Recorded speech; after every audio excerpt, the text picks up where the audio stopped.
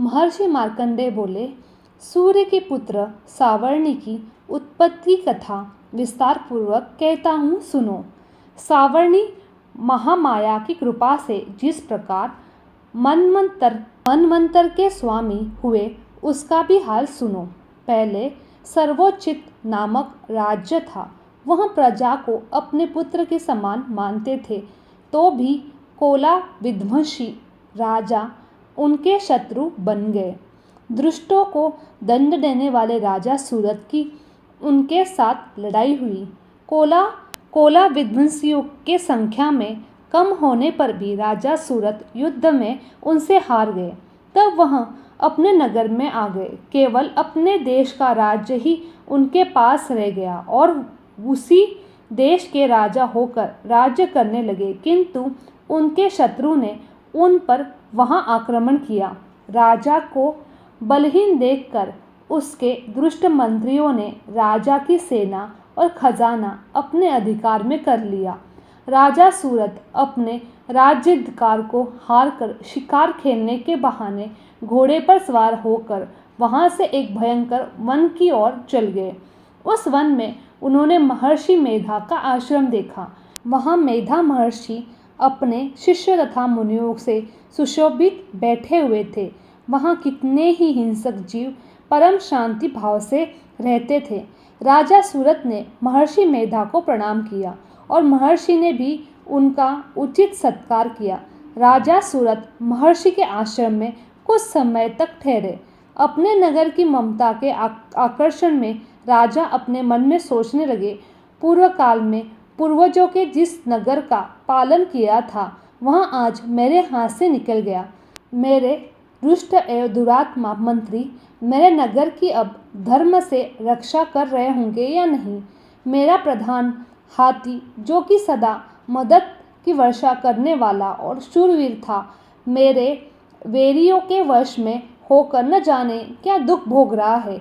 मेरे आज्ञाकारी नौकर, जो मेरी कृपा से धन और भोजन पाने से सदैव सुखी रहते थे और मेरे पीछे पीछे चलते थे, वह अब निश्चय ही दुष्ट राजाओं का अनुसरण करते होंगे तथा मेरे दुष्ट एवं दुरात्मा मंत्रियों व्यर्थ ही धन को व्यय करने से संचित किया हुआ मेरा खजाना एक ही दिन अवश्य खाली हो जाएगा।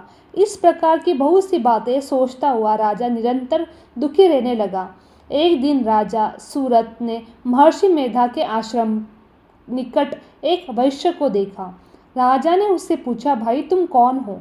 यहाँ तुम्हारे आने का क्या कारण है और तुम मुझे शोकग्रस्त अनमने से दिखाई देते हो, इसका क्या कारण है? राजा के यह नम्र वचन सुन वैश्य ने महाराज सूरत को प्रणाम करके कहा। वैश्य बोला, राजन, मेरा नाम समाधि है। मैं धनियों के कुल में उत्पन्न एक वैश्य हूँ। मेरे दुष्ट स्त्री पुत्रादि ने लोभ से मेरा धन सब कुछ छीन लिया और मुझे घर से निकाल दिया। मैं इस तरह से दुखी होकर इस वन में चला आया हूँ और यहाँ रहता हूँ। मैं इस बात को कभी भी नहीं जानता कि अब घर में इस समय सब कुछ कुशल है या नहीं। यहाँ मैं अपने परिवार का आचरण संबंधी कोई भी समाचार भी नहीं पा सकता कि वह घर में इस समय कुशल पूर्वक है या नहीं। मैं अपने पुत्रों के संबंध में यह भी नहीं जानता कि वह सदाचारी है या दुराचारी है। मैं फंसे हुए हैं। राजा बोले, जिस धन के लोभी स्त्री पुत्रों ने तुम्हें घर से निकाल दिया है, फिर भी तुम्हारा चित्त उनसे क्यों प्रेम करता है? वैश्य ने कहा, मेरे विषय में आपका ऐसा कहना ठीक है, किंतु मेरा मन इतना कठोर नहीं है। यद्यपि उन्होंने धन के लोभ में पकड़कर पितृ स्नेह को त्याग कर मुझे घर से निकाल दिया, तो भी मेरे मन में उनके लिए कठोरता नहीं आती। हे महात्मने, मेरा मन भी फिर भी उनसे क्यों फंस रहा है? इस बात को जानता हुआ भी मैं नहीं जान रहा हूँ। मेरा चित्त उनसे के लिए क्यों दुखी है? मैं उनके लिए लंबी लंबी सांसें ले रहा हूँ। उन लोगों ने प्रेम नाम को नहीं है, फिर भी ऐसे निस्नेहों के लिए मेरा हृदय कठोर नहीं होता। महर्षि मार्कंडेय जी ने कहा, हे ब्राह्मण, इसके पश्चात महाराज सूरत और वह वैश्य दोनों महर्षि मेधा के समीप गए और उनके साथ यथा योग्य न्याय भाषा करने लगे। दोनों ने वार्ता आरंभ की। राजा बोले, हे भगवान, मैं आपसे एक बात पूछता हूँ, सो आप कृपया करके मुझे बताएं। मेरा मन अधीन नहीं है, इससे मैं बहुत दुखी हूँ। राज्य धनादि की चिंता अभी भी मुझ तक बनी हुई है। मेरी यह ममता अज्ञानियों की तरह बढ़ती जा रही है और यह समाधि नामक वैश्य भी अपने घर से अपमानित होकर आया है। इसके स्वजनों ने भी इसे त्याग दिया है। स्वजनों ने त्यागा हुआ भी यह उनसे हार्दिक प्रेम रखता है। इस तरह हम दोनों ही दुखी है। हे महाभाग, उन लोगों के अवगुणों को देखकर भी हम दोनों मन में उनके लिए ममता जानित आकर्षण उत्पन्न हो रहा है। हमारे ज्ञान रहते हुए भी ऐसा क्यों है? अज्ञानी मनुष्यों की तरह हम दोनों यह मूर्खता क्यों है? महर्षि मेधा बोले, विषम मार्ग का ज्ञान सब जंतुओं को है। सबों के लिए विषय पृथक पृथक होते हैं। कुछ प्राणी दिन में नहीं देखते और कुछ रात को, परंतु कई जीव ऐसे हैं जो दिन तथा रात्र दोनों में देख सकते हैं। यह सत्य है कि मनुष्य में ज्ञान प्रधान है, किंतु केवल मनुष्य ही ज्ञानी नहीं होता। पशु पक्षी आदि भी ज्ञान रहते हैं। जैसे यह पशु पक्षी ज्ञानी है, वैसे ही मनुष्य का ज्ञान है, और जो ज्ञान मनुष्य में वैसे ही पशु पक्षी में है तथा अन्य बातों में भी दोनों को एक ही समान पाया जाता है। ज्ञान होने पर भी इन पक्षियों की ओर देखो कि अपने भूख से पीड़ित बच्चों की चोंच में कितने प्रेम से अन्न डाल रहे हैं। हे राजन, ऐसा ही प्रेम मनुष्य में अपनी संतान के प्रति भी पाया जाता है। लोभ के कारण अपने उपकार का बदला पाने के लिए मनुष्य पुत्रों की इच्छा करते हैं। इस प्रकार मोह के गड्ढे में गिरा करते हैं। भगवान श्री हरि की जो माया है, उसी से यह संसार मोहित हो रहा है। इसमें आश्चर्य की कोई बात नहीं है, क्योंकि वह भगवान विष्णु की योग निद्रा है। यह माया ही है तो जैसे कारण संसार मोह में जकड़ा हुआ है, यही महामाया भगवती देवी ज्ञानियों के चित्त को बलपूर्वक खींचकर मोह में डाल देती है। उसी के द्वारा संपूर्ण जगत की उत्पत्ति होती है। यही भगवती देवी प्रसन्न होकर मनुष्य को मुक्ति प्रदान करती है। यही संसार के बंधन का कारण तथा संपूर्ण ईश्वरों को भी स्वामीन है। महाराज सूरत ने पूछा, है भगवान, वह देवी कौन सी है जिसको आप महामाया कहते हैं? हे ब्राह्मण, हे ब्रह्मण्य, वह कैसे उत्पन्न हुई और उसका कार्य क्या है? उसके चरित्र कौन कौन से हैं? हे प्रभु, उसका जैसा प्रभाव हो जैसा स्वरूप हो, वह सब कृपा कर मुझसे कहिए, मैं आपसे सुनना चाहता हूँ। महर्षि मेधा बोले, राजन, वह देवी तो नित्य स्वरूपा है। उसके द्वारा यह संसार रचा गया है, तभी उसकी उत्पत्ति अनेक प्रकार से होती है। वह सब आप मुझसे सुनो। यह देवताओं का कार्य सिद्ध करने के लिए प्रकट होती है। उस समय वह उत्पन्न हुई कहलाती है।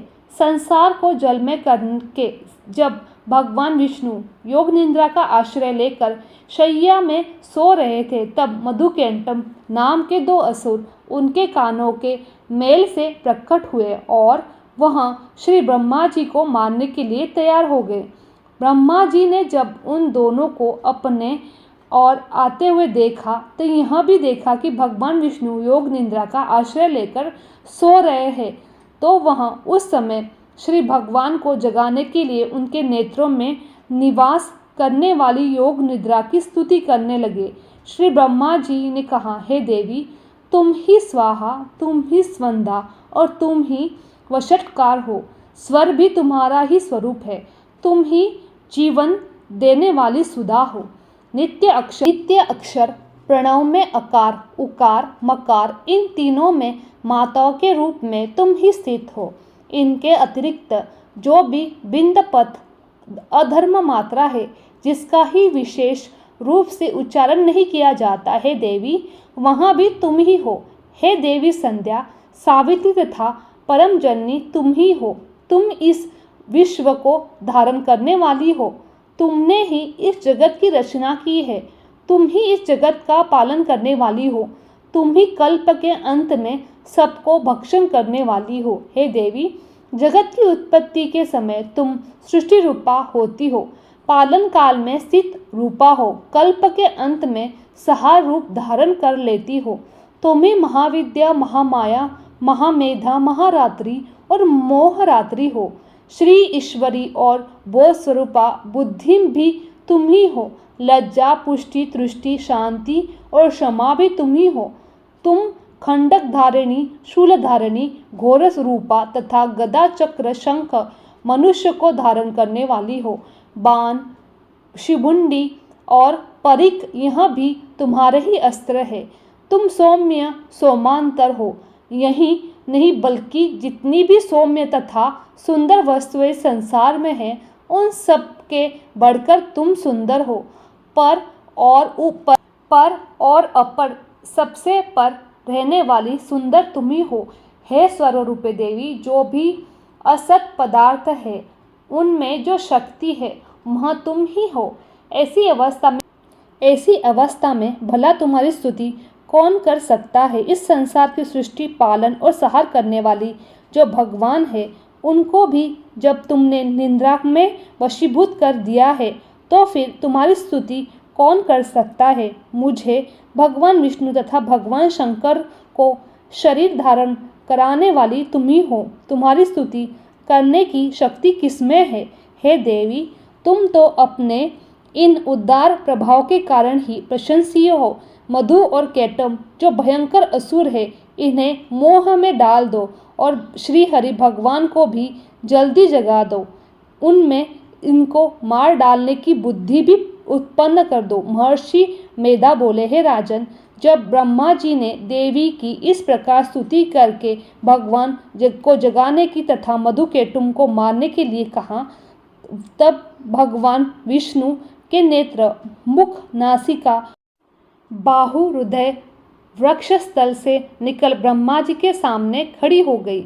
उनका ऐसा करना था कि भगवान श्री हरि तुरंत जाग उठे और दोनों असुरों को देखे, जो कि अत्यंत बलवान तथा पराक्रमी थे और मारे क्रोध के जिनके नेत्र लाल हो रहे थे, जो ब्रह्मा जी का वध करने के लिए तैयार थे। तब क्रोध हो उन दोनों दुरात्मा असुरों के साथ भगवान श्री हरि पूरे 5000 वर्ष तक लड़ते रहे।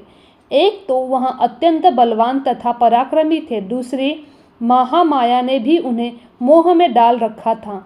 अंत वहाँ श्री भगवान से कहने लगे, हम दोनों तुम्हारी वीरता से अत्यंत प्रसन्न हैं, तुम हमसे कोई वर मांगो। भगवान ने कहा, यदि तुम मुझ पर प्रसन्न हो तो अब तुम मेरे हाथों से मर जाओ। बस इतना सा ही वर मैं तुमसे मांगता हूँ, यहाँ दूसरे वर से क्या प्रयोजन है। महर्षि मेधा बोले, इस तरह से जब वह धोखे में आ गए और अपने चारों ओर जल ही जल देखा, तो भगवान श्री हरि से कहने लगे, जहाँ पर जल न हो, सूखी जमीन हो, उसी जगह हमारा वध कीजिए। महर्षि मेधा कहते हैं, तथास्तु।